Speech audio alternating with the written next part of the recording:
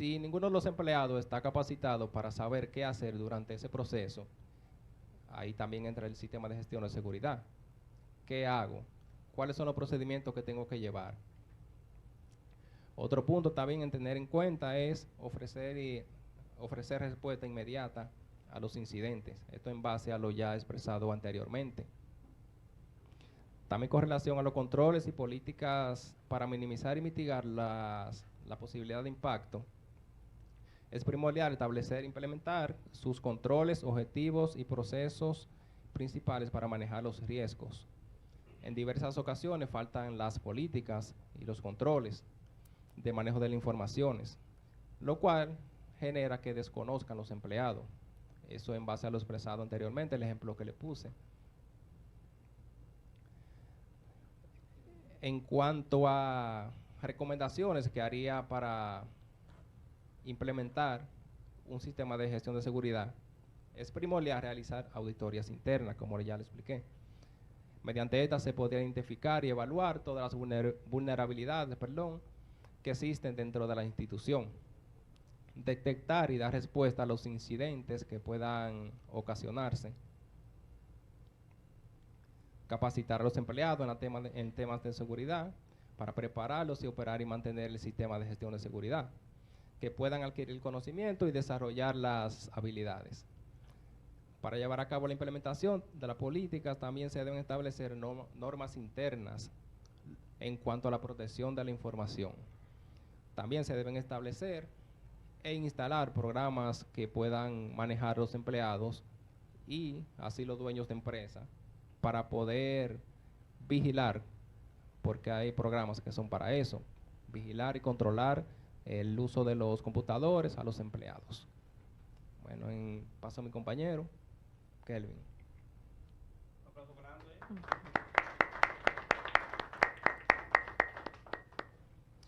Sí, buen día. En primer lugar, bienvenidos otra vez a ustedes acá, a este Congreso en Ciberseguridad e Inteligencia Operacional. Para nosotros es todo un honor, un placer tenernos acá con nosotros, hablando sobre esta cultura de la ciberseguridad, que me parece que la ciberseguridad, más que entenderlo como un concepto, lo tenemos que asimilar como una cultura. Una cultura, la misma cultura que asimilamos precisamente para estar seguros en el mundo físico, asimilar esa misma cultura para entonces coexistir de alguna forma u otra en este mundo en línea. El tema de antes es un tema muy interesante con relación al sistema de gestión de seguridad de la información, y creo que estamos de acuerdo, los que participamos en la maestría, en que fue uno de los temas que para los que no somos técnicos, representó uno de los principales retos en cuanto a la materia. Entender que es un sistema de gestión de seguridad de la información, un concepto era completamente nuevo, y entonces entender su relevancia y comprender, estamos en un ámbito académico, que el Ministerio Público, siendo un organismo que se dedica a la investigación, a la persecución, muchas veces no tenemos siquiera un sistema de gestión de seguridad de la información completamente claro. Y eso, el sistema es muy interesante porque de alguna forma u otra permite identificar riesgos, mitigarlos y tomar algunos tipos de medidas que traigan como consecuencia que se pueda tener una especie de plan de contingencia con relación a posibles riesgos que puedan suceder. Imagínense un ejemplo tan cotidiano como que alguien vaya a una fiscalía, le pasa una memoria USB para que imprima una querella o para que le pase un archivo. E imagínense que esa persona en esa memoria USB tiene un malware que con el simple hecho de colocar la memoria USB en su computadora, automáticamente la computadora intentará ejecutar lo que es la memoria USB, se ejecutará entonces el archivo, ese archivo se va a replicar, va a ir escalando en cuanto a los privilegios en todos sus computadores. Imagínense que tenga acceso eventualmente a nuestras claves del SIC, o a nuestras claves entonces de acceso a la justicia, o a nuestras claves entonces de back office. Imagínense qué pasaría si esa información llega a las manos de una persona, como pasó recientemente en una institución pública. ¿Qué pasaría si toda la información en cuanto a los antecedentes penales de todos los dominicanos llegaran a las manos de individuos que luego lo puedan vender entonces en la dark web? Esa es la importancia que tiene el sistema de gestión de seguridad de la información. Permite que ese tipo de cosas pasen. Este sistema nos protege de situaciones que pueden ser tan eventuales como un huracán, un tornado, pero también nos protege de riesgos que vienen específicamente del ciberespacio. Estoy seguro que ustedes han escuchado mucho sobre ese concepto en todo lo que va el Congreso en ciberseguridad. Es un concepto muy interesante porque permite que nosotros nos replanteemos una pregunta que parece hasta de ciencia ficción.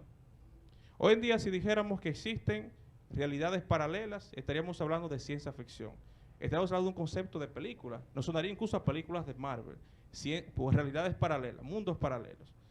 Sin embargo, cuando analizamos el concepto del ciberespacio, que ha permitido separar la realidad en un mundo físico y en un mundo online, precisamente parece ser el mejor de los paralelismos. Porque el ciberespacio, de alguna forma u la otra, como lugar en donde nos conectamos a través de las nuevas tecnologías de la información y la comunicación, permite que se produzca básicamente un traslado de todas las actividades físicas del mundo físico a ese mundo online. Y de hecho permite que nazcan en ese mundo online actividades que solamente serían posibles a través de las nuevas tecnologías de la información y la comunicación, lo cual permite separar estas dos realidades con sus propias características. El mundo físico con sus características propias, que nosotros las conocemos, que es esto que estamos experimentando ahora mismo, y el mundo online, que tiene características completamente diferentes. Una de ellas, por ejemplo, es el anonimato. Podemos andar en el ciberespacio por ahí sin que nadie necesariamente sepa quiénes somos. Hay un sinnúmero de herramientas para que eso pueda ser posible. La gratuidad, no necesariamente necesitamos pagar para entrar a una página web, no en todas es necesario. La transnacionalidad, no existen fronteras en el ciberespacio. Es una de las discusiones más recurrentes, cómo controlarlo si no tenemos fronteras, cómo hacer que se convierta, por ejemplo, en una especie de bien jurídico protegido, así como el Estado ha hecho con el terreno. Nos da el derecho para utilizarlo, pero al fin y al cabo le pertenece. ¿Cómo hacer lo mismo entonces con el ciberespacio si no tiene existencia física? Y también eso nos lleva a la capacidad que tiene para que se puedan difundir ideas. Imagínense el potencial que tiene una idea. Imagínense colocar una idea en un terreno tan fértil, con tanta capacidad para poderse expandir como es el ciberespacio mismo. Esas mismas características que lo diferencian del mundo físico condicionan la existencia de actividades que son nocivas para los bienes jurídicos protegidos. Entonces, esas actividades que son nocivas para los bienes jurídicos protegidos, que se auxilian de esa misma característica del ciberespacio, dan origen a un fenómeno completamente nuevo, y ese fenómeno que estamos estudiando en marco de esta maestría, y ese fenómeno de la cibercriminalidad. Cuando nace una serie de conductas que se auxilian de las nuevas tecnologías de la comunicación y la información, que permiten que traslademos actividades del mundo físico, del mundo en línea, y que esas actividades sean nocivas a bienes jurídicos protegidos, nace ese fenómeno. Pero es un fenómeno que incluso es particularmente diferente en el ciberespacio, porque no es lo mismo hablar sobre criminalidad en el mundo físico y hablarlo en el ciberespacio, porque de hecho el mismo ciberespacio, como ha condicionado la creación de actos que solo son posibles a través de la tecnología, también ha permitido el nacimiento de figuras delictivas que solo son posibles a través del mismo ciberespacio. Como por ejemplo, ¿cómo podríamos hablar de hacking sin el ciberespacio? Sería imposible hablar de hacking en el mundo físico sin la existencia del ciberespacio. O sea, son conductas criminales que son propias del ciberespacio. Eso ha permitido que teorías sobre criminología también nazcan, intentando dar algún tipo de explicación con relación a ese fenómeno. Es interesante porque esos temas se han hablado mucho en el transcurso del Congreso de Ciberseguridad, de lo que es el ciberespacio, lo que es la cibercriminalidad, y cómo estas conductas, cuando las analizamos de manera individual, se convierten entonces en cibercrímenes o ciberdelitos, dependiendo entonces cómo le llamen en cada legislación. Pero lo que no se les ha dicho en el transcurso del Congreso es cómo estamos en República Dominicana con relación a ese asunto. Resulta que, digamos, la presencia de un país en el ciberespacio se mide por sus niveles de penetración en el Internet, lo cual implicaría también los niveles en cuanto al uso de las nuevas tecnologías de la información y la comunicación. El promedio en Latinoamérica, para que puedan tener una idea, es de un 75 a un 80% el índice de penetración con relación al ciberespacio. Sin embargo, según un informe que desarrolló el Indotel, que lo presentó en el año 2021, que si mal no recuerdo se llama el Informe General sobre Telecomunicaciones, hizo referencia a que República Dominicana, 90 de cada 100 personas tienen alguna cuenta de Internet, y que la mayoría de las personas acá en República Dominicana tienen acceso a la red a través de teléfonos móviles. Eso trae como consecuencia que si el promedio en Latinoamérica en cuanto a índice de penetración es el 80%, según los datos de Indotel, y creamos que parten entonces de la realidad, y lo podemos comprobar rápidamente hasta en este salón, el 90% de los dominicanos tienen acceso a la red. O sea, los niveles de penetración de los dominicanos son incluso más, están por encima de los niveles tradicionales en cuanto a Latinoamérica. De hecho, si lo hiciéramos breve y rápido y les preguntara, o si les dijera, levanten las manos todo aquel que tiene acceso a Internet, ya sea desde un computador o un teléfono móvil, y hiciéramos una prueba rápido para configurar los datos de Indotel, vamos entonces a los resultados. Levanten las manos los que tienen acceso a Internet de cualquier dispositivo. 100%. Lo cual quiere decir que los dominicanos, particularmente, tenemos facilidad para el acceso a la tecnología y facilidad para lo que es al acceso al Internet, lo que implica que existen altos niveles de penetración de nosotros en el ciberespacio. Eso es positivo, también tiene sus elementos negativos.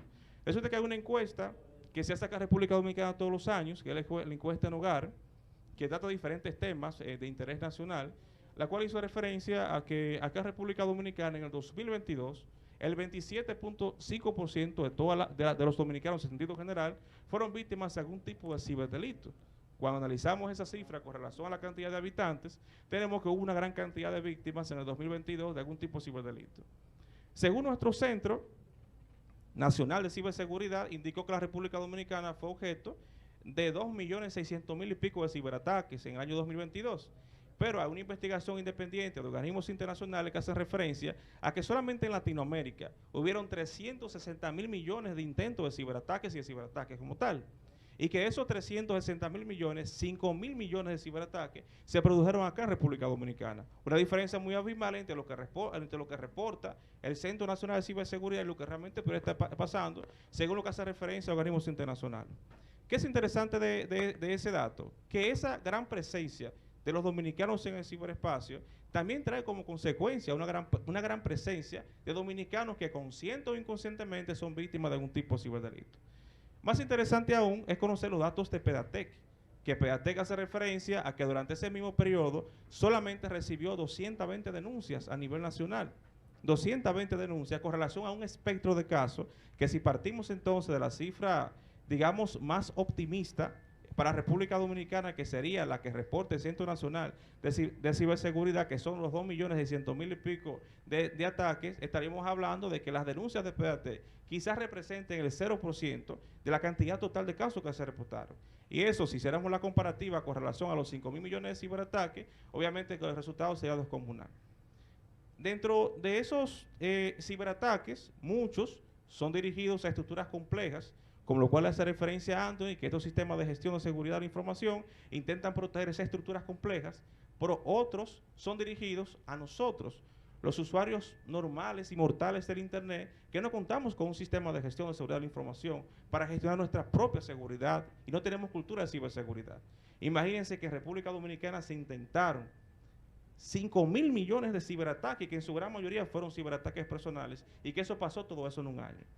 Entonces, según se reportan los mismos investigadores de acá y las fiscalías, entre esos ciberataques los más comunes son los personales, y entre ellos está el delito de extorsión, que fue específicamente el que estudiamos en el marco de la tesis que presentamos con relación a la maestría.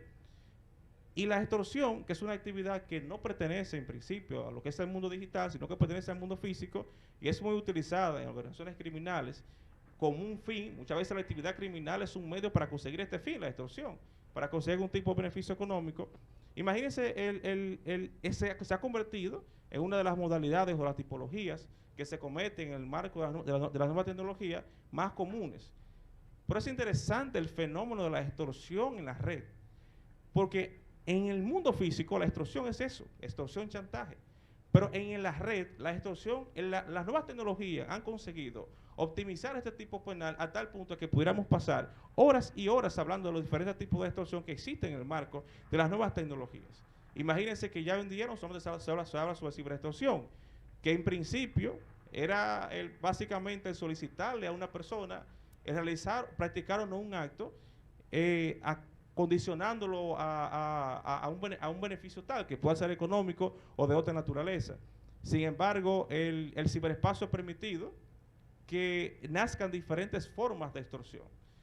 Por ejemplo, en los ataques de ransomware, que usualmente se identifica a los ataques de ransomware como que fuese el ataque principal, cuando se utiliza un malware para de alguna forma u la otra apoderarse de la información de una compañía, de una infraestructura compleja, de una institución, encriptarla, para de alguna forma u la otra vedar la disponibilidad de la información y la accesibilidad de la información, que vimos, que se habló mucho sobre esos temas, particularmente ayer, para solicitar a cambio de poder liberar la información una especie de rescate. Una especie de rescate que se traduce en un beneficio económico. Se utiliza entonces la nueva tecnología de la información y la comunicación, las herramientas que ofrece, con la intención particular de poder entonces conseguir finalmente alguna especie de chantaje o extorsión. O sea, en esos casos el ransomware, que en principio puede verse como la infracción principal, no es nada más que un medio para conseguir un fin, y el fin es específicamente estos casos de chantaje. Pero más interesante aún En los casos, por ejemplo, de grooming, que es cuando se produce el acercamiento de un adulto a un menor, haciéndose el adulto pasar por un menor, muchas veces consigue el adulto haciéndose pasar por un menor acceder a material íntimo que le pertenece a ese menor. Y entonces extorsiona a ese menor que tiene que publicará el contenido íntimo, el cual de alguna forma u otra ha accedido, si no se accede a tener encuentros que finalmente terminen en algún tipo de contacto sexual. Pero de entre todas las formas de extorsión, una de las más interesantes y más comunes, y quizás algunos de ustedes han sido víctimas de eso y no lo han denunciado, es específicamente la sextorsión, que es la extorsión de tipo sexual. O sea, cuando una persona de alguna forma u otra a través de la red se apodera de un material íntimo que nos pertenece y utiliza ese material íntimo para extorsionarnos, para pedirnos dinero, un beneficio económico o de cualquier otra naturaleza. Esa forma de extorsión se ha convertido acá en República Dominicana en uno de los ciberdelitos más comunes. Y es muy interesante porque decimos que el fenómeno de la extorsión ha evolucionado tanto a través de las nuevas tecnologías que incluso pudiéramos pasar una hora adicional hablando de los diferentes tipos de extorsiones que existen y de las diferentes formas de cometerlo. Hay personas que se dedican a estudiarnos a nosotros para enviarnos correos electrónicos para posteriormente poder descargar o podamos acceder nosotros a alguna página atractiva, poder descargar algún tipo de programa que eventualmente se apodere de nuestra información personal.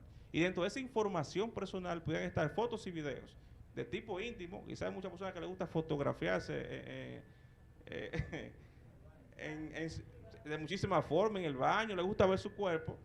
Información que entiende que está segura en su dispositivo electrónico y que muchas veces le envían un enlace atractivo con una página de internet que casualmente le llama la atención y es conforme a su gusto, pincha el enlace, descarga un programa y te roban entonces la información.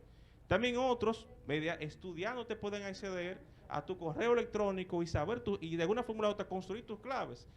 Y si se ponen siquiera los que usan teléfonos Android a verificar la aplicación de la nube de fotos que tiene Android, y si empiezan a estudiar esa aplicación de fotos encontrarán muchísimas cosas que ustedes creen que están olvidadas. Imagínense si alguien con conocimiento de causa accede a esa información y puede acceder quizás a muchísimas fotos íntimas o videos que usted se hizo en algún momento de su vida y que cree que no están en su dispositivo, pero sí están en las nubes vivas por ahí y que luego posteriormente pueden ser objeto de algún tipo de extorsión. Pero de la extorsión misma, una de las más interesantes es la extorsión a través de redes sociales. Y tiene un componente completamente diferente a las demás. El componente es que aquí hay un uso de ciberinteligencia y que es un concepto muy interesante. Porque cuando alguien practica la extorsión a través de redes sociales, utiliza fuentes abiertas en la mayoría de los casos para conseguir información sobre sí, sobre su persona, para perfilarlo, para saber quién es usted, quién es su familia, quién es su esposo, quién es su esposa, quiénes son sus hijos, a qué se dedica, qué cosas le gustan, cuáles son sus amigos, sus familiares, sus conocidos, cuáles son sus compañeros de trabajo. Es posible, con la información en fuentes abiertas que hay en Internet, construir un perfil completo de una persona y luego entonces que se tienen los perfiles suficientes, crear perfiles atractivos en las redes sociales para ese individuo, enviarle solicitudes. Si resulta que yo soy aguilucho, me envían una foto de una muchacha bonita con una gorra de las águilas, esta es la mía, acepto la solicitud. Entonces por ahí se inicia lo que es una conversación, una interacción, una relación de confianza, lo que trae como consecuencia que en un momento, si me parece atractiva, pues puede entonces yo ceder a algún tipo de conversación, el intercambio de cierto material íntimo. Y se desarrolla una conducta también interesante, muy vinculada a la extorsión, que es el sexting. Que el sexting se parece, pero no es lo mismo. Si yo comparto contenido íntimo con mi pareja a través de mi teléfono, es una conducta de sexting. En principio eso no es un delito. Ahora, si yo tomo esa fotografía de mi pareja y se la mando a un pana, mira qué tipa me estoy dando, está buenísima, verla en cuera ahí. Entonces ahí yo estoy violando la confidencialidad de mi pareja, afectando uno de los derechos fundamentales más importantes de cualquier persona, que es la intimidad, y ahí en ese instante se convierte entonces en un delito.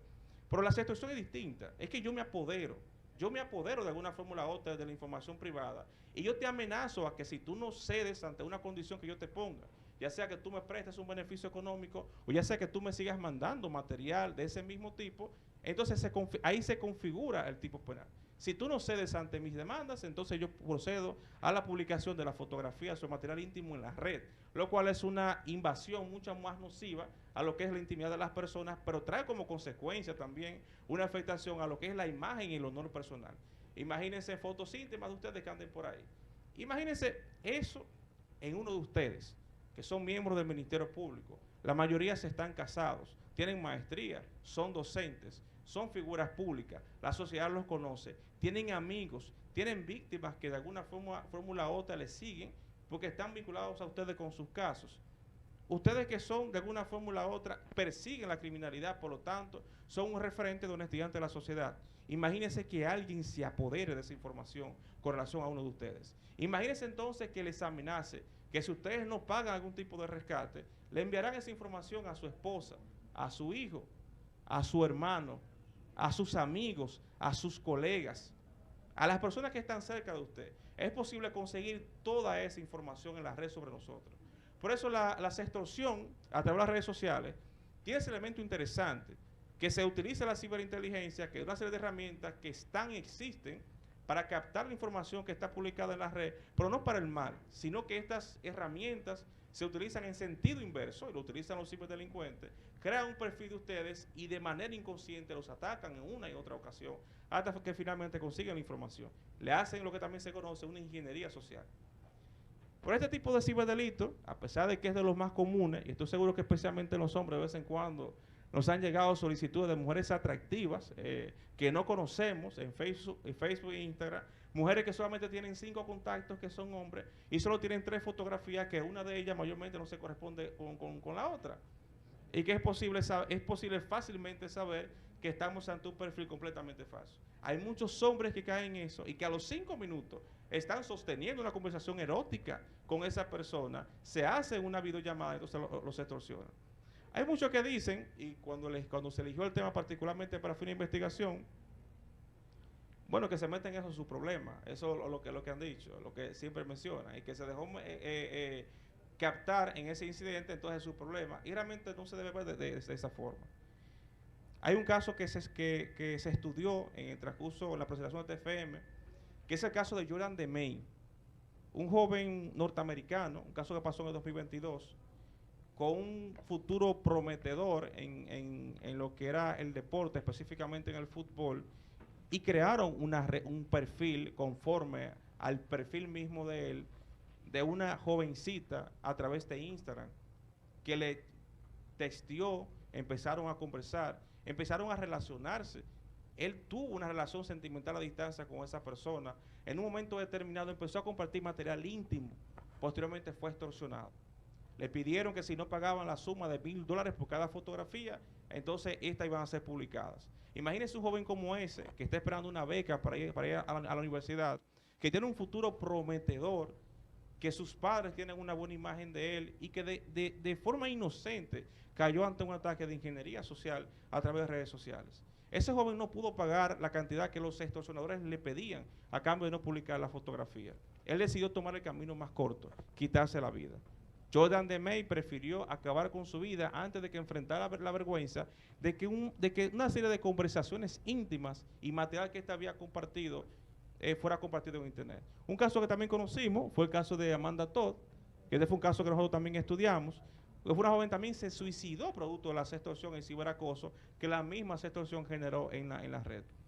Estos casos tienen un problema fundamental, y esto para ir terminando, ustedes que son ministerios públicos, son todos ministerios públicos acá, tienen un problema fundamental, y es ese: la mayoría de las personas no denuncian, les da vergüenza denunciar, les da vergüenza exponer su intimidad, su honor personal ante tribunales, a pesar de que el código ofrece herramientas para de alguna forma u otra controlar eso, pero les da miedo hacerlo.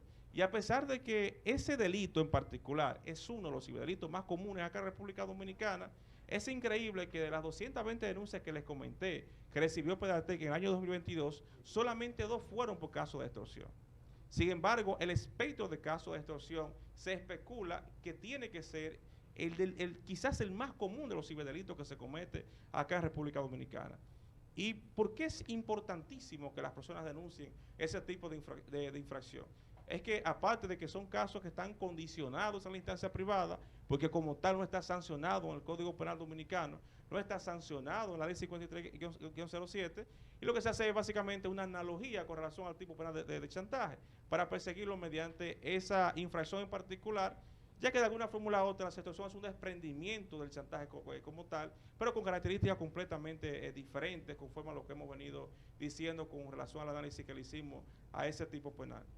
Pero, ¿cómo un fiscal sabría que a mi compañero Arturo Vélez fue víctima de algún tipo de extorsión si Arturo Vélez no pone una denuncia? ¿Cómo un fiscal sabría cuál fue la red social desde la cual se produjo la extorsión o la cuenta que se utilizó si él no le pasa la información al Ministerio Público? ¿Cómo un fiscal sabría la dimensión del material íntimo que fue compartido si la víctima no le da entonces la información en ese tipo de casos al Ministerio Público? ¿Cómo el fiscal accedería a ese sistema de mensajería instantáneo, que es básicamente la escena del crimen virtual con relación a ese supuesto en particular, si la víctima no interpone la denuncia? En estos casos, a diferencia de los casos de homicidio, que hasta por enterarse por las redes sociales se inicia una investigación de oficio, la participación de la víctima tiene un papel fundamental. Y es que si la víctima no se integra en el proceso, no hay forma de investigar, porque es la principal fuente, el principal órgano de prueba y fuente de prueba del Ministerio Público, constituye una prueba como tal, un punto de partida en esos casos en particular, y son vitales para la persecución, porque de hecho ya legalmente se está inhabilitado para hacerlo. ¿Por qué es importante entonces denunciar? Para evitar que más jóvenes como Amanda Todd y Jordan DeMay pierdan sus vidas a consecuencia de actos practicados por estos ciberextorsionadores que siguen practicando esas conductas, lucrándose a nivel económico, a nivel social, a nivel personal, lo cual hace que esta actividad sea lucrativa, porque no hay una tasa de judicialización prácticamente cero. No hay casos casi judicializados de extorsión aquí en República Dominicana porque las personas no denuncian. Eso lo hace atractivo, más atractivo incluso que el narcotráfico. Y tiene consecuencias nefastas, porque trae como consecuencia que personas, producto de la desesperación, puedan perder sus vidas. Si todos los que están aquí son usuarios de internet y usan algún tipo de red social, todos posiblemente pueden ser víctimas de algún tipo de extorsión. Esa fue nuestra investigación.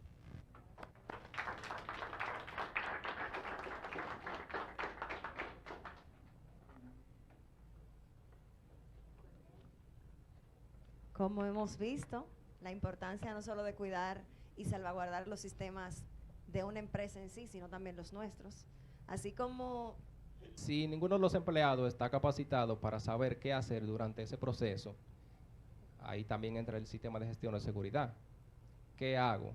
¿Cuáles son los procedimientos que tengo que llevar? Otro punto también en tener en cuenta es ofrecer respuesta inmediata a los incidentes. Esto en base a lo ya expresado anteriormente. También con relación a los controles y políticas para minimizar y mitigar la posibilidad de impacto, es primordial establecer e implementar sus controles, objetivos y procesos principales para manejar los riesgos. En diversas ocasiones faltan las políticas y los controles de manejo de las informaciones, lo cual genera que desconozcan los empleados. Eso en base a lo expresado anteriormente, el ejemplo que le puse. En cuanto a recomendaciones que haría para implementar un sistema de gestión de seguridad, es primordial realizar auditorías internas, como ya le expliqué. Mediante estas se podría identificar y evaluar todas las vulnerabilidades que existen dentro de la institución, detectar y dar respuesta a los incidentes que puedan ocasionarse, capacitar a los empleados en temas de seguridad para prepararlos y operar y mantener el sistema de gestión de seguridad, que puedan adquirir conocimiento y desarrollar las habilidades. Para llevar a cabo la implementación de las políticas también se deben establecer normas internas en cuanto a la protección de la información. También se deben establecer e instalar programas que puedan manejar los empleados y así los dueños de empresa para poder vigilar, porque hay programas que son para eso, vigilar y controlar el uso de los computadores a los empleados. Bueno, paso a mi compañero, Kelvin. Un aplauso grande.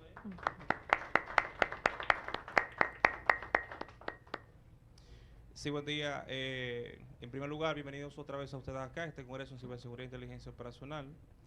Para nosotros es todo un honor, un placer tenerlos acá con nosotros, hablando sobre esta cultura de la ciberseguridad, que me parece que la ciberseguridad, más que entenderlo como un concepto, lo tenemos que asimilar como una cultura. Una cultura, la misma cultura que asimilamos precisamente para estar seguros en el mundo físico, asimilar esa misma cultura para entonces coexistir de alguna forma u otra en este mundo en línea.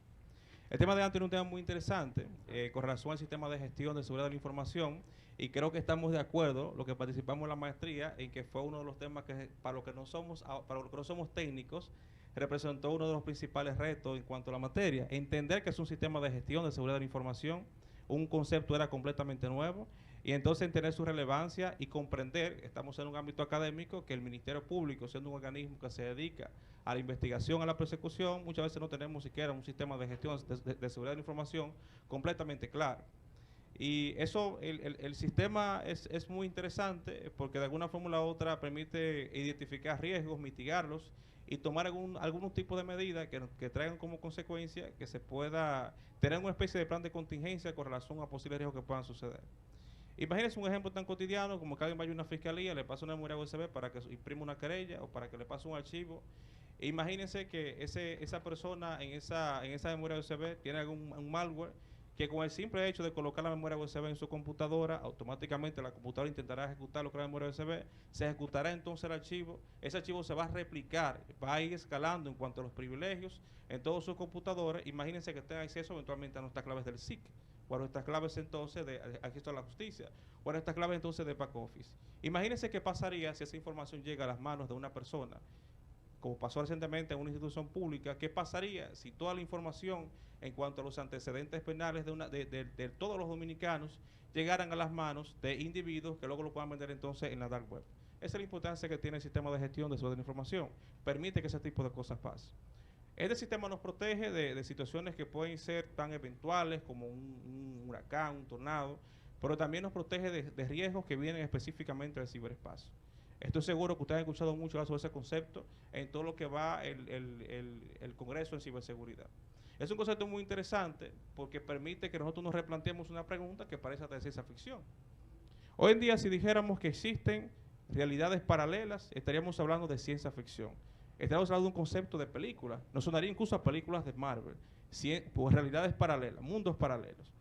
Sin embargo, cuando analizamos el concepto del ciberespacio, que ha permitido separar la realidad en un mundo físico y en un mundo online, precisamente parece ser el mejor de los paralelismos. Porque el ciberespacio, de alguna forma u otra, como lugar en donde nos conectamos a través de las nuevas tecnologías de la información y la comunicación, permite que se produzca básicamente un traslado de todas las actividades físicas del mundo físico a ese mundo online.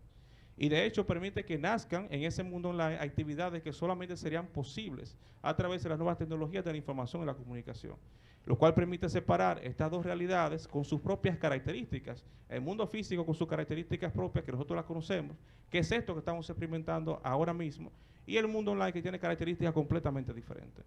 Una de ellas, por ejemplo, es el anonimato. Podemos andar en el ciberespacio por ahí sin que nadie necesariamente sepa quiénes somos. Hay un sinnúmero de herramientas para que eso pueda ser posible. La gratuidad, no necesariamente necesitamos pagar para entrar a una página web, no en todas es necesario. La transnacionalidad, no existen fronteras en el ciberespacio. Es una de las discusiones más recurrentes, cómo controlarlo si no tenemos fronteras, cómo hacer que se convierta, por ejemplo, en una especie de bien jurídico protegido, así como el Estado ha hecho con el terreno. Nos da el derecho para utilizarlo, pero al fin y al cabo le pertenece. ¿Cómo hacer lo mismo entonces con el ciberespacio si no tiene existencia física? Y también eso nos lleva a la capacidad que tiene para que se puedan difundir ideas. Imagínense el potencial que tiene una idea. Imagínense colocar una idea en un terreno tan fértil, con tanta capacidad para poderse expandir como es el ciberespacio mismo. Esas mismas características que lo diferencian del mundo físico condicionan la existencia de actividades que son nocivas para los bienes jurídicos protegidos.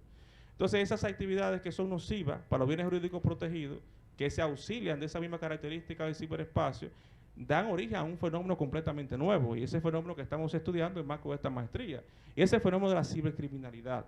Cuando nace una serie de conductas que se auxilian de las nuevas tecnologías de la comunicación y la información, que permiten que traslademos actividades del mundo físico, del mundo en línea, y que esas actividades sean nocivas a bienes jurídicos protegidos, nace ese fenómeno.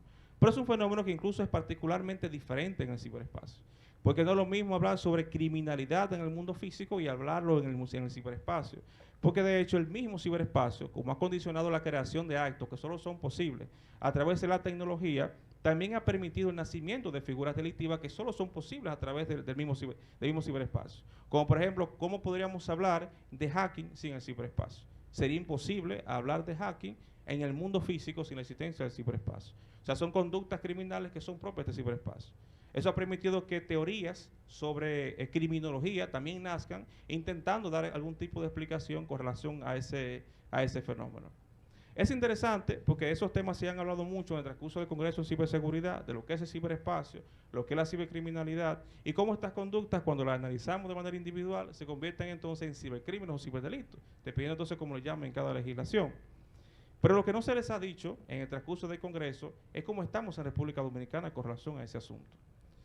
Resulta que, digamos, la presencia de un país en el ciberespacio se mide por sus niveles de penetración en el Internet, lo cual implicaría también los niveles en cuanto al uso de la nueva tecnología de la información y la comunicación. El promedio en Latinoamérica, para que puedan tener una idea, es de un 75 a un 80% el índice de penetración con relación al ciberespacio. Sin embargo, según un informe que desarrolló el Indotel, que lo presentó en el año 2021, que si mal no recuerdo se llama el Informe General sobre Telecomunicaciones, hizo referencia a que República Dominicana, 90 de cada 100 personas tienen alguna cuenta de Internet y que la mayoría de las personas acá en República Dominicana tienen acceso a la red a través de teléfonos móviles. Eso trae como consecuencia que si el promedio en Latinoamérica en cuanto a índice de penetración es el 80%, según los datos de Indotel, y creamos que parten entonces de la realidad, y lo podemos comprobar rápidamente hasta en este salón, el 90% de los dominicanos tienen acceso a la red. O sea, los niveles de penetración de los dominicanos son incluso más, están por encima de los niveles tradicionales en cuanto a Latinoamérica. De hecho, si lo hiciéramos breve y rápido y les preguntara, o si les dijera, levanten las manos todo aquel que tiene acceso a Internet, ya sea desde un computador o un teléfono móvil, e hiciéramos una prueba rápida para confirmar los datos de Indotel, vamos entonces a los resultados. Levanten las manos los que tienen acceso a Internet, de cualquier dispositivo. 100%. Lo cual quiere decir que los dominicanos, particularmente, tenemos facilidad para el acceso a la tecnología y facilidad para lo que es al acceso al Internet, lo que implica que existen altos niveles de penetración de nosotros en el ciberespacio. Eso es positivo, también tiene sus elementos negativos.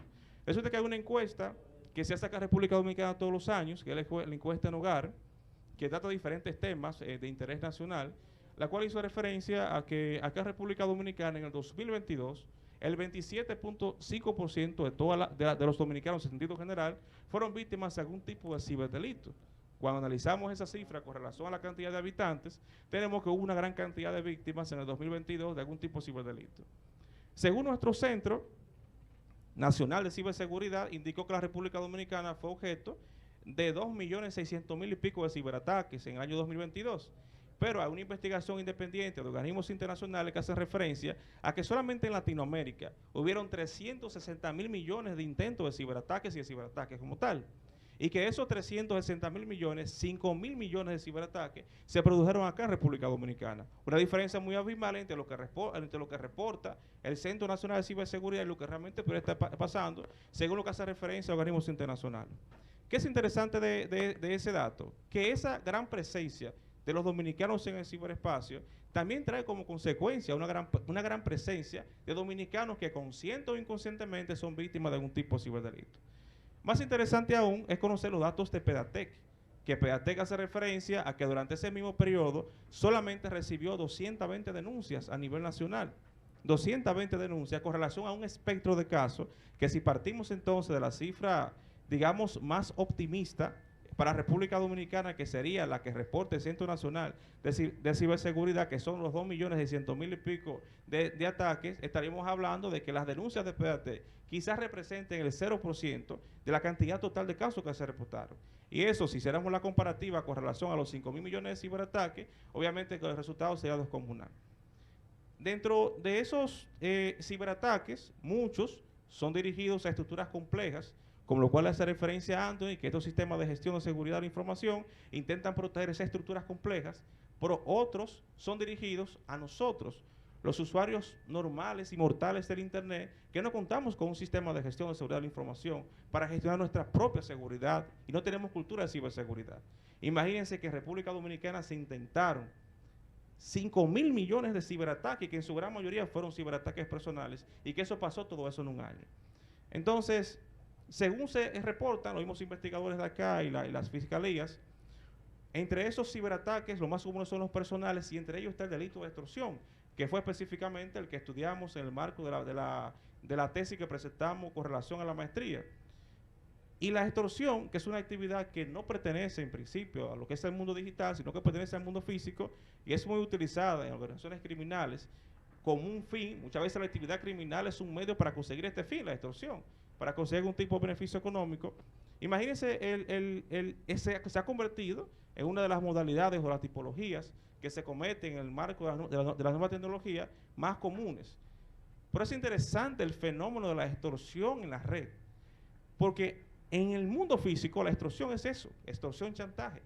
Pero en la red, la extorsión, las nuevas tecnologías han conseguido optimizar este tipo penal a tal punto que pudiéramos pasar horas y horas hablando de los diferentes tipos de extorsión que existen en el marco de las nuevas tecnologías. Imagínense que ya hoy en día no solamente se habla sobre ciberextorsión, que en principio era básicamente el solicitarle a una persona practicar o no un acto, condicionándolo a un beneficio tal, que pueda ser económico o de otra naturaleza. Sin embargo, el ciberespacio ha permitido que nazcan diferentes formas de extorsión. Por ejemplo, en los ataques de ransomware, que usualmente se identifica los ataques de ransomware como que fuese el ataque principal, cuando se utiliza un malware para de alguna forma u otra apoderarse de la información de una compañía, de una infraestructura compleja, de una institución, encriptarla, para de alguna forma u la otra vedar la disponibilidad de la información y la accesibilidad de la información, que vimos, que se habló mucho sobre esos temas, particularmente ayer, para solicitar a cambio de poder liberar la información una especie de rescate. Una especie de rescate que se traduce en un beneficio económico. Se utiliza entonces la nueva tecnología de la información y la comunicación, las herramientas que ofrece, con la intención particular de poder entonces conseguir finalmente alguna especie de chantaje o extorsión. O sea, en esos casos el ransomware, que en principio puede verse como la infracción principal, no es nada más que un medio para conseguir un fin, y el fin es específicamente estos casos de chantaje. Pero más interesante aún, en los casos, por ejemplo, de grooming, que cuando se produce el acercamiento de un adulto a un menor, haciéndose el adulto pasar por un menor, muchas veces consigue el adulto haciéndose pasar por un menor acceder a material íntimo que le pertenece a ese menor. Y entonces extorsiona a ese menor que tiene que publicará el contenido íntimo, el cual de alguna forma u otra ha accedido, si no se accede a tener encuentros que finalmente terminen en algún tipo de contacto sexual. Pero de entre todas las formas de extorsión, una de las más interesantes y más comunes, y quizás algunos de ustedes han sido víctimas de eso y no lo han denunciado, es específicamente la sextorsión, que es la extorsión de tipo sexual. O sea, cuando una persona, de alguna forma u otra, a través de la red, se apodera de un material íntimo que nos pertenece y utiliza ese material íntimo para extorsionarnos, para pedirnos dinero, un beneficio económico o de cualquier otra naturaleza. Esa forma de extorsión se ha convertido acá en República Dominicana en uno de los ciberdelitos más comunes. Y es muy interesante porque decimos que el fenómeno de la extorsión ha evolucionado tanto a través de las nuevas tecnologías que incluso pudiéramos pasar una hora adicional hablando de los diferentes tipos de extorsiones que existen y de las diferentes formas de cometerlo. Hay personas que se dedican a estudiarnos a nosotros para enviarnos correos electrónicos para posteriormente poder descargar o podamos acceder nosotros a alguna página atractiva, poder descargar algún tipo de programa que eventualmente se apodere de nuestra información personal. Y dentro de esa información personal pudieran estar fotos y videos de tipo íntimo. Quizás hay muchas personas que les gusta fotografiarse de muchísimas formas, en el baño, les gusta ver su cuerpo. Información que entiende que está segura en su dispositivo electrónico y que muchas veces le envían un enlace atractivo con una página de internet que casualmente le llama la atención y es conforme a sus gustos. Pinche el enlace, descarga un programa y te roban entonces la información. También otros, estudiando, te pueden acceder a tu correo electrónico y saber y de alguna forma u otra construir tus claves. Y si se ponen siquiera los que usan teléfonos Android a verificar la aplicación de la nube de fotos que tiene Android, y si empiezan a estudiar esa aplicación de fotos encontrarán muchísimas cosas que ustedes creen que están olvidadas. Imagínense si alguien con conocimiento de causa accede a esa información y puede acceder quizás a muchísimas fotos íntimas o videos que usted se hizo en algún momento de su vida y que cree que no están en su dispositivo, pero sí están en las nubes vivas por ahí y que luego posteriormente pueden ser objeto de algún tipo de extorsión. Pero de la extorsión misma, una de las más interesantes es la extorsión a través de redes sociales. Y tiene un componente completamente diferente a las demás. El componente es que aquí hay un uso de ciberinteligencia y que es un concepto muy interesante.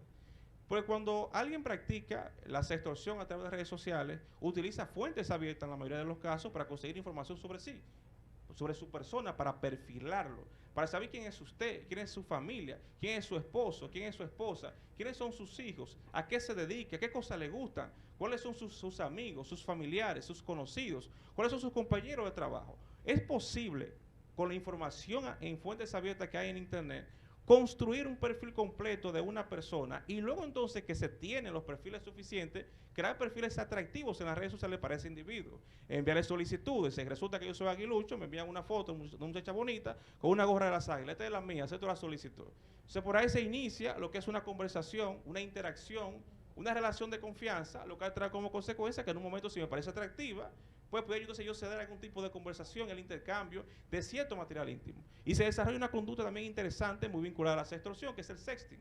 Que el sexting se parece, pero no es lo mismo. Si yo comparto contenido íntimo con mi pareja a través de mi teléfono, es una conducta de sexting. En principio eso no es un delito. Ahora, si yo tomo esa fotografía de mi pareja y se la mando a un pana, mira qué tipa me estoy dando, está buenísima, verla en cuera ahí. Entonces ahí yo estoy violando la confidencialidad de mi pareja, afectando uno de los derechos fundamentales más importantes de cualquier persona, que es la intimidad, y ahí en ese instante se convierte entonces en un delito. Pero la extorsión es distinta, es que yo me apodero de alguna forma u la otra de la información privada, y yo te amenazo a que si tú no cedes ante una condición que yo te ponga, ya sea que tú me prestes un beneficio económico, o ya sea que tú me sigas mandando material de ese mismo tipo, entonces ahí se configura el tipo penal. Si tú no cedes ante mis demandas, entonces yo procedo a la publicación de la fotografía o material íntimo en la red, lo cual es una invasión mucho más nociva a lo que es la intimidad de las personas, pero trae como consecuencia también una afectación a lo que es la imagen y el honor personal. Imagínense fotos íntimas de ustedes que anden por ahí. Imagínense eso en uno de ustedes, que son miembros del Ministerio Público. La mayoría se están casados, tienen maestría, son docentes, son figuras públicas, la sociedad los conoce, tienen amigos, tienen víctimas que de alguna forma u otra les siguen porque están vinculados a ustedes con sus casos. Ustedes que son de alguna forma u otra persiguen la criminalidad, por lo tanto, son un referente de honestidad ante la sociedad. Imagínense que alguien se apodere de esa información con relación a uno de ustedes. Imagínense entonces que les amenace que si ustedes no pagan algún tipo de rescate, le enviarán esa información a su esposa, a su hijo, a su hermano, a sus amigos, a sus colegas, a las personas que están cerca de usted. Es posible conseguir toda esa información en la red sobre nosotros. Por eso la extorsión a través de las redes sociales tiene ese elemento interesante, que se utiliza la ciberinteligencia, que es una serie de herramientas que existen para captar la información que está publicada en la red, pero no para el mal, sino que estas herramientas se utilizan en sentido inverso, y lo utilizan los ciberdelincuentes, crean un perfil de ustedes y de manera inconsciente los atacan en una y otra ocasión, hasta que finalmente consiguen la información. Le hacen lo que también se conoce una ingeniería social.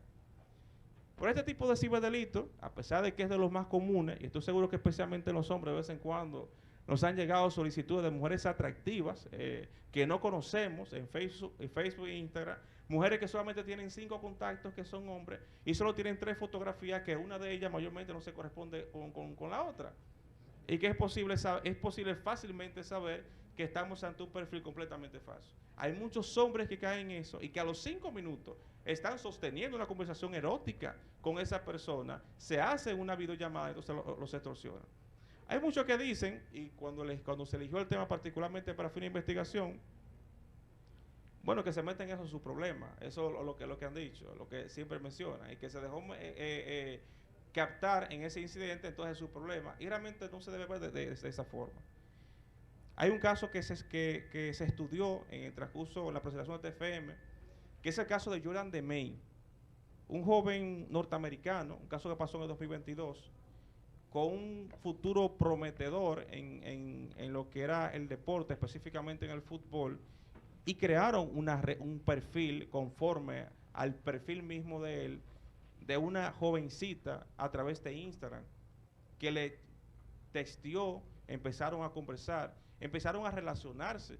Él tuvo una relación sentimental a distancia con esa persona. En un momento determinado empezó a compartir material íntimo. Posteriormente fue extorsionado. Le pidieron que si no pagaban la suma de $1,000 por cada fotografía, entonces estas iban a ser publicadas. Imagínese un joven como ese, que está esperando una beca para ir a la universidad, que tiene un futuro prometedor, que sus padres tienen una buena imagen de él y que de forma inocente cayó ante un ataque de ingeniería social a través de redes sociales. Ese joven no pudo pagar la cantidad que los extorsionadores le pedían a cambio de no publicar la fotografía. Él decidió tomar el camino más corto, quitarse la vida. Jordan DeMay prefirió acabar con su vida antes de que enfrentara la vergüenza de que una serie de conversaciones íntimas y material que éste había compartido fuera compartido en internet. Un caso que también conocimos fue el caso de Amanda Todd, que este fue un caso que nosotros también estudiamos. Fue una joven también se suicidó producto de la extorsión y ciberacoso que la misma extorsión generó en la red. Estos casos tienen un problema fundamental, y esto para ir terminando, ustedes que son ministerios públicos, somos todos ministerios públicos acá, tienen un problema fundamental, y es ese: la mayoría de las personas no denuncian, les da vergüenza denunciar, les da vergüenza exponer su intimidad, su honor personal ante tribunales, a pesar de que el código ofrece herramientas para de alguna forma u otra controlar eso, pero les da miedo hacerlo. Y a pesar de que ese delito en particular es uno de los ciberdelitos más comunes acá en República Dominicana, es increíble que de las 220 denuncias que les comenté que recibió Pedatec en el año 2022, solamente 2 fueron por caso de extorsión. Sin embargo, el espectro de casos de extorsión se especula que tiene que ser quizás el más común de los ciberdelitos que se comete acá en República Dominicana. ¿Y por qué es importantísimo que las personas denuncien ese tipo de infracción? Es que aparte de que son casos que están condicionados a la instancia privada, porque como tal no está sancionado en el Código Penal Dominicano, no está sancionado en la Ley 53-07, y lo que se hace es básicamente una analogía con relación al tipo penal de chantaje, para perseguirlo mediante esa infracción en particular, ya que de alguna forma u otra la extorsión es un desprendimiento del chantaje como tal, pero con características completamente diferentes, conforme a lo que hemos venido diciendo con relación al análisis que le hicimos a ese tipo penal. Pero, ¿cómo un fiscal sabría que a mi compañero Arturo Vélez fue víctima de algún tipo de extorsión si Arturo Vélez no pone una denuncia? ¿Cómo un fiscal sabría cuál fue la red social desde la cual se produjo la extorsión o la cuenta que se utilizó si él no le pasa la información al Ministerio Público? ¿Cómo un fiscal sabría la dimensión del material íntimo que fue compartido si la víctima no le da entonces la información en ese tipo de casos al Ministerio Público? ¿Cómo el fiscal accedería a ese sistema de mensajería instantáneo, que es básicamente la escena del crimen virtual con relación a ese supuesto en particular, si la víctima no interpone la denuncia? En estos casos, a diferencia de los casos de homicidio, que hasta por enterarse por las redes sociales se inicia una investigación de oficio, la participación de la víctima tiene un papel fundamental. Y es que si la víctima no se integra en el proceso, no hay forma de investigar, porque es la principal fuente, el principal órgano de prueba y fuente de prueba del Ministerio Público, constituye una prueba como tal, un punto de partida en esos casos en particular, y son vitales para la persecución, porque de hecho ya legalmente se está inhabilitado para hacerlo. ¿Por qué es importante entonces denunciar? Para evitar que más jóvenes como Amanda Todd y Jordan DeMay pierdan sus vidas a consecuencia de actos practicados por estos ciberextorsionadores que siguen practicando esas conductas, lucrándose a nivel económico, a nivel social, a nivel personal, lo cual hace que esta actividad sea lucrativa, porque no hay una tasa de judicialización prácticamente cero. No hay casos casi judicializados de extorsión aquí en República Dominicana porque las personas no denuncian. Eso lo hace atractivo, más atractivo incluso que el narcotráfico. Y tiene consecuencias nefastas, porque trae como consecuencia que personas, producto de la desesperación, puedan perder sus vidas. Si todos los que están aquí son usuarios de internet y usan algún tipo de red social, todos posiblemente pueden ser víctimas de algún tipo de extorsión. Esa fue nuestra investigación.